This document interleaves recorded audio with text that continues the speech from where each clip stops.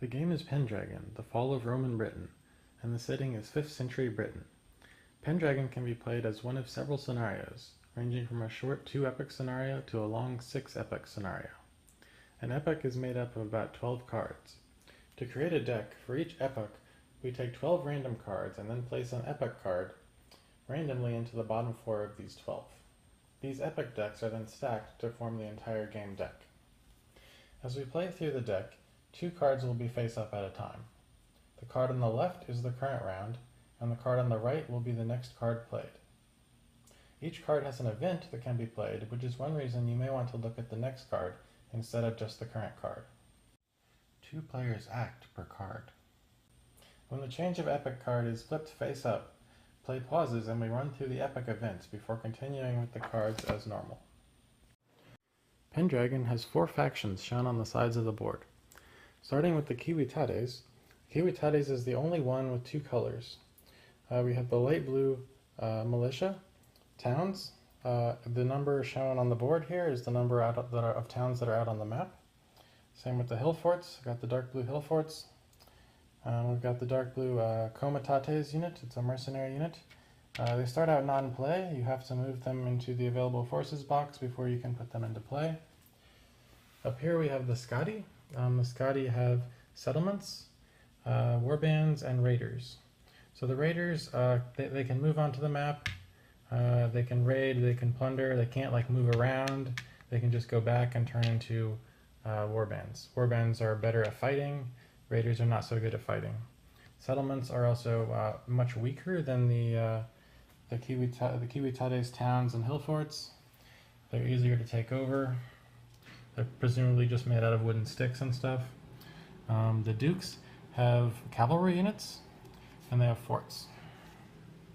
The Dukes are mainly interested in maintaining order, kicking the barbarians out, maintaining the peace, stuff like that. The Saxons are also barbarians, but instead of the Skadi, they are more interested in conquering territory. The Skadi just, want raids and they want to get their reputation up, but the Saxons are actually trying to get some presence on the board. Up here on the map we have the Imperium track. So there's 3 rows. There's Roman rule, where everything's running smoothly, the Romans are in control. Then there's autonomy, where the Kiwitades and the Romans are starting to distrust each other a little bit. The Kiwitades are thinking, maybe they can do it better themselves. And then we have fragmentation, where the Kiwitades and the Dukes are now openly battling. And before fragmentation, they fight on the same side and they can spend each other's resources. But during fragmentation, that's no longer the case. We also have military dominance over here and civilian dominance over here. So inside these statuses of Roman rule and autonomy, you can have different dominances. The civilian, of course, helps the Kiwitades, and the military helps the Dukes. So taking a closer look at the board, we have all these things called regions. Each region has 2 stronghold spots. We've got some of them are this color. They can fit a town. Some of them are this color. They cannot fit a town. Towns can only go in the town spot, and hill forts cannot go into the cities. So these two cities on the board, Londinium and Eboracum. Adjacency. So in order to be adjacent, you must share a border. You cannot just share a corner. So this ocean is not adjacent to Dobuni because they just share this single corner. Over here in Kantiaki, Kantiaki is adjacent to these 2 oceans. Oceans can be patrolled, and patrol strength is equal to the number of Red Dukes forts on regions that border the ocean that the barbarians are raiding from. Barbarians can also raid from Caledonia. In this case, the raid strength is decreased by the number of red forts in these 2 provinces up here. The Kiwitates has this not yet in play box where their Comitates units start. In order to get these out on the map, you must first get them into the available forces. The Dukes has a casualties box. When their cavalry units die, they go to casualties, and then during the epoch round, some of the cavalry will be healed. To have control over a region, you must have a stronghold, and your non-raider pieces, including strongholds, must outnumber the non-raider pieces of all other players. So in this example, the Britons have control of Dumnoni. If the Scotties raid them, they still have control because raiders don't count. If they then move in 3 warbands from a neighboring province, well, now the Britons lose control because they have 2 units and the Scotty now have 3. So this just goes away and it becomes uncontrolled. Then, if the Scotty decide to place a settlement down, the Scotty now get control. The numbers in each region represent population, and this can change. We have a bunch of changed population markers. However, it can never go beyond its initial starting, and it can never go below 0. The gold cubes on the map represent prosperity if they're in a region or in a city. Each region can have up to twice its population in prosperity. If the gold cubes are on barbarian units, they represent plunder. Taking a look at the victory and resource track, we have Saxon control, Duke's prestige, Civitate wealth, Scotty renown, Saxon renown, Civitate's resources, Civitate's victory pawn, Britain control, the Duke's victory pawn, total prosperity, and then prosperity plus prestige. The total prosperity marker indicates the total number of gold cubes that are on the map. This does not count plunder on units. The Britain control indicates the total number of population under Britain control. For the Duke's victory condition, they want to maximize this prosperity plus prestige indicator. That means they want as many of these prosperity cubes in cities as possible, and they also want to increase their prestige by as much as possible. The Civitates wants as much population under Britain control as possible. The Scotty want to be the most renowned that they can possibly be. Their victory condition for the long game is way up here at 45. They need to get their renown all the way up there. The Saxons want to have 10 control on the map.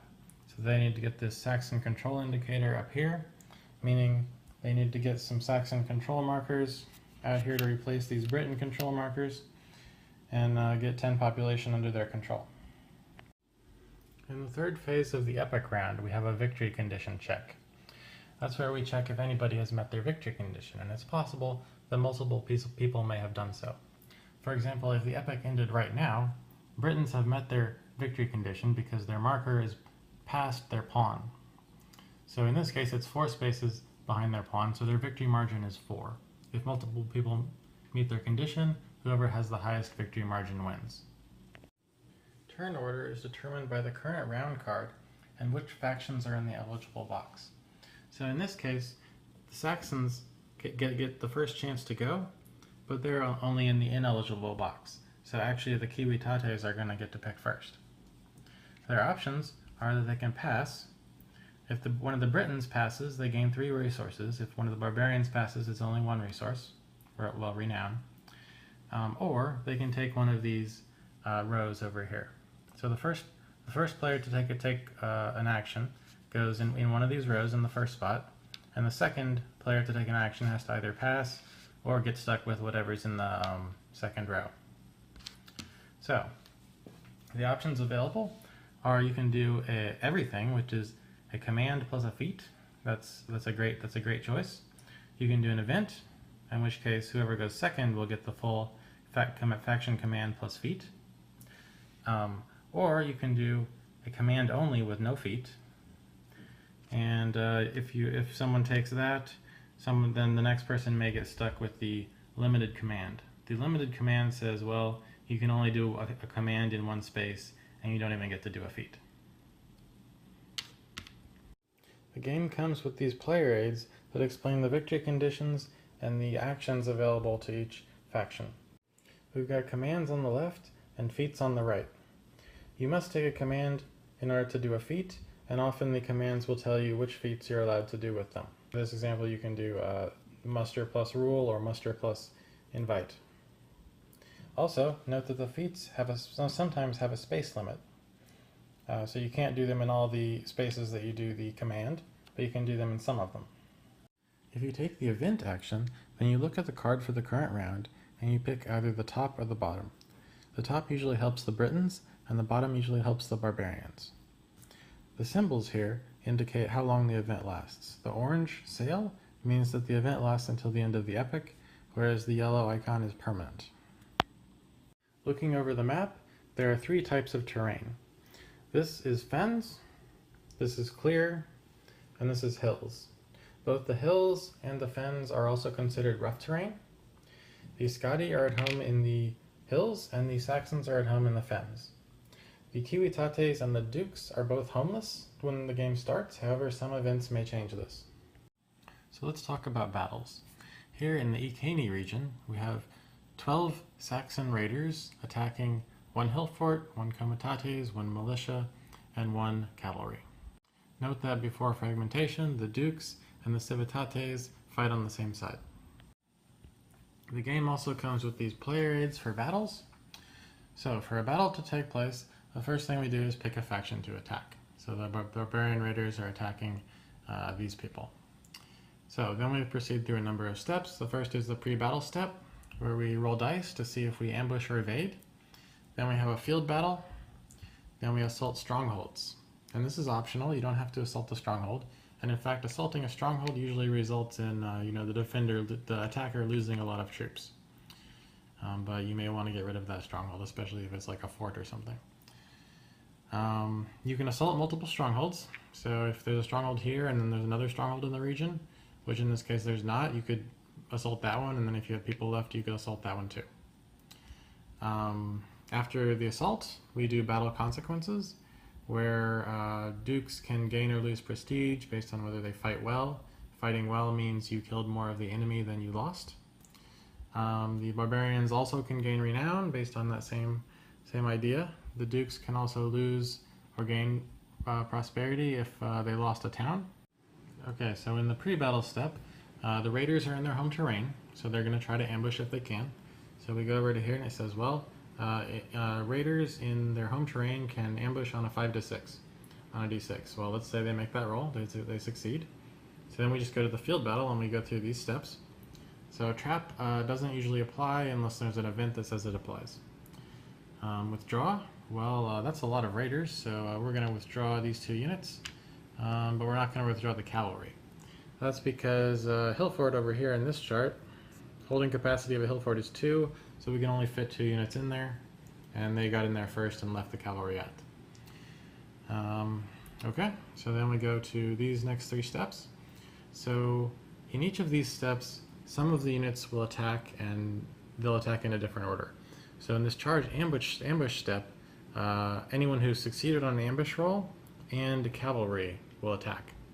So since the raiders succeeded on their ambush roll, they're going to attack at the same time. So the cavalry is worth 1, because we go down here to this chart, it says field battle, cavalry is 1, and raiders are 1/2. Uh-oh.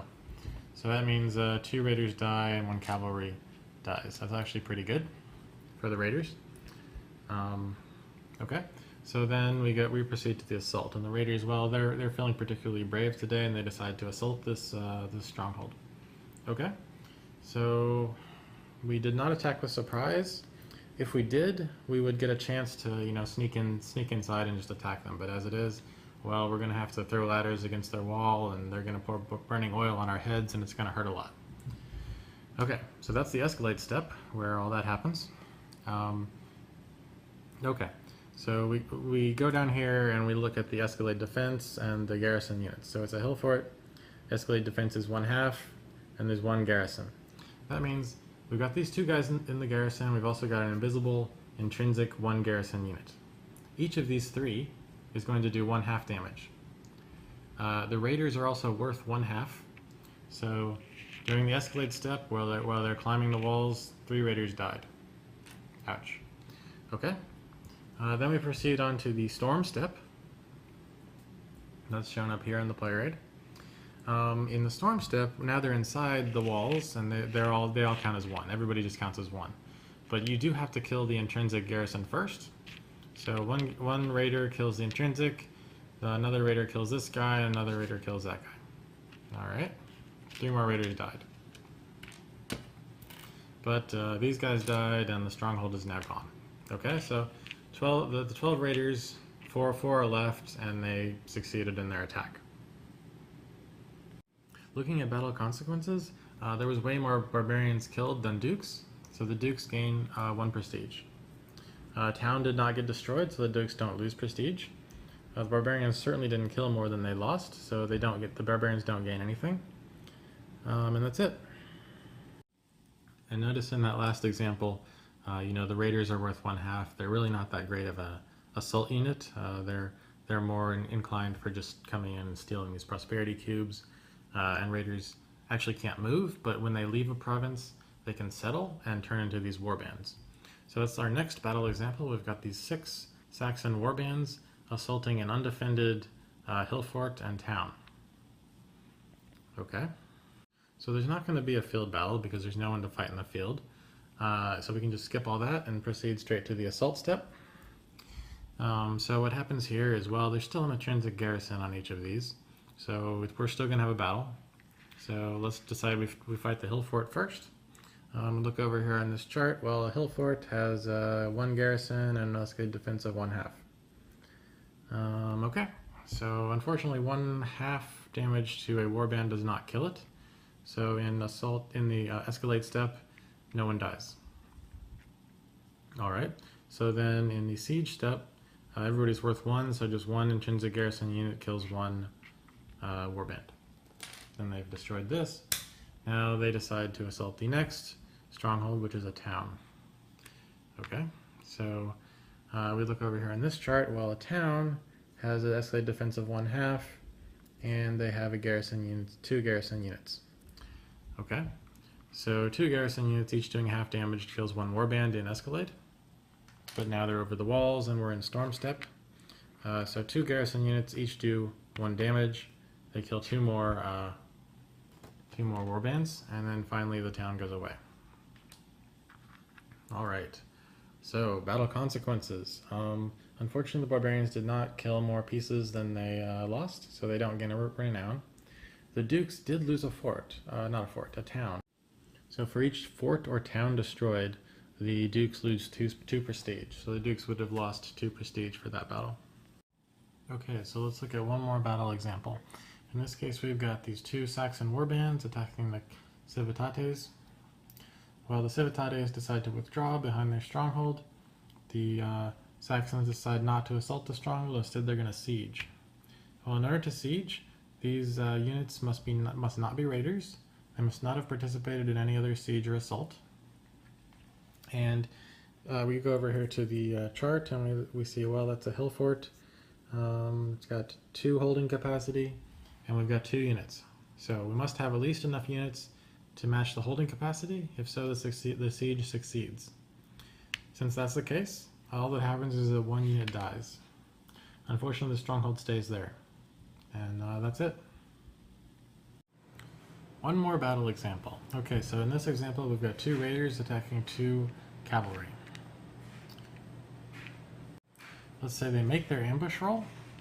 So that means charge ambush step, they're both going to attack at the same time. Okay, so the raiders do 1 damage, 1/2 damage each, and the cavalry do enough damage to kill all the raiders.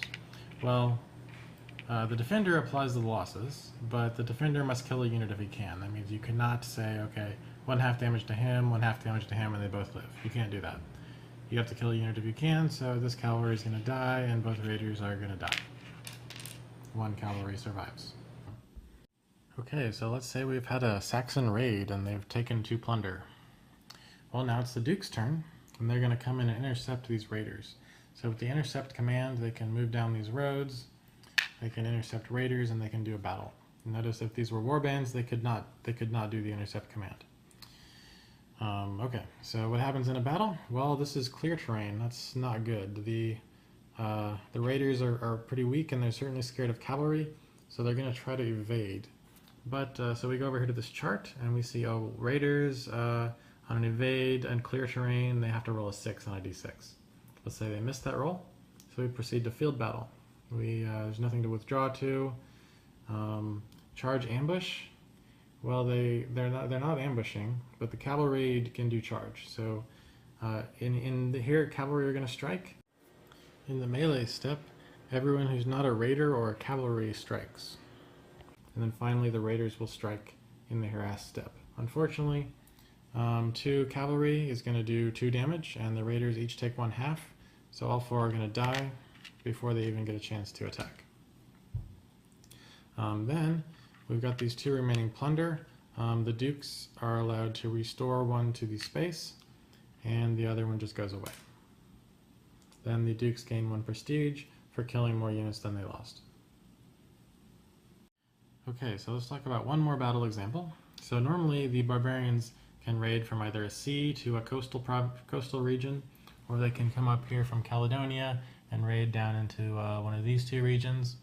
But there's a thing they can do, usually only on 1 square, called a deep raid, and they can do that with surprise. So they're going to sneak in here. This region is undefended except for a single town and 1 militia, and they're going to do their surprise deep raid. So what happens? Let's go over here to field battle. The militia is certainly going to retreat, so we're not going to have a field battle. They're going to do the assault, and they've got surprise, so they're going to try and skip this escalade step where they're trying to climb the walls with burning oil. Alright, so in order to do this, succeed on a surprise, we go over here to the town. We look at its holding capacity is 4. Okay, and then we subtract the number of units withdrawn inside. There's 1 unit withdrawn inside, so we take the empty spaces. Since there's 4, there's 3 empty spaces for defenders, and we add 1, so we get 4, and then we have to re-roll a d6. If I get 1 through 4, then the surprise succeeds. Well, let's say they roll a 4 and the surprise succeeds. So they skip that whole nasty escalade step, and they're right inside the walls fighting. Well, going over here in town, there are 2 garrison units. So they have to kill the 2 garrison units, they lose 2 guys. They have to kill the militia, they lose 1 more guy. And then they succeed. So these all died, and the town died. This 1 little raider is all that's left standing. Okay, so going back to the game deck, we got these 12 cards per epic. We got the epic card. As soon as the epic card comes face up in the next card spot, we immediately do the epic. Then the epic goes away, and we continue play. So when the epic card comes up, we're going to go over here to the epic round, and we're going to do each of these things. In the first step, a nona, that means the Britons need to pay their federati barbarians. So each province gets paid separately, and you either pay the entire province or else you don't pay the province at all, and everyone in the province revolts. So in this example, there's only a settlement, there's no units, so you don't have to pay anything. In this example, one of the barbarian warbands already has a plunder, so you only have to pay the other 1 plunder, and that just becomes one Kiwitate's resource, turns into a plunder and goes on the barbarian, and then he's happy.